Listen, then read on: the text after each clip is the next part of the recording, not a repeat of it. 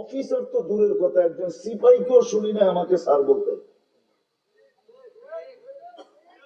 জানি না উনি কোন পদে ছিল,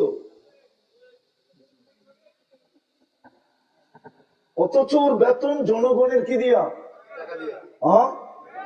আমি 100 বার শুনছি আমার কানে আমেরিকাতে। আমার জীবনের কাহিনী বলতেছি। আমি লস অ্যাঞ্জেলেস থেকে যেতেছিলাম সান ফ্রান্সিসকো, রাত্রে বৃষ্টি ছিল। ওইখানে 4 রাস্তার ভিতরে নিয়ম আছে, 4 রাস্তার মুখে এসে সবাইকে দাঁড়াইতে হয়, স্টপ লেখা থাকে। তো যেই মুখে আগে আসলো বা বাতি যারটা আগে জ্বললো সে আগে ক্রস করলো। বিলকুল রাত্রে 3টা 4টে হবে, শুনশান, কোনো গাড়ি নাই। আমরা স্টপে এসে থামছি, তারপরে চতুর্দিকে দেখা ক্রস করছি। বৃষ্টি ছিল, তো পুলিশ ছুটে আসছে, সিগন্যাল দিছে, দাঁড়ায় গেছি।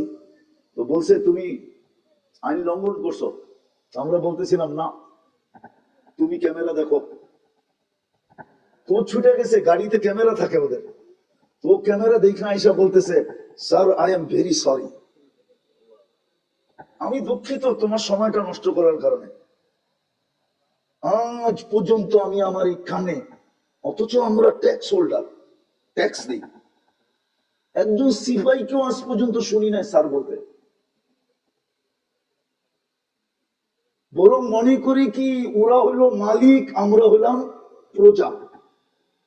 দুঃখে বলতেছি, কথা বোঝানোর জন্য। কে ডাকে ডেলি? কোন আল্লাহ, যিনি 99টা পদের মালিক।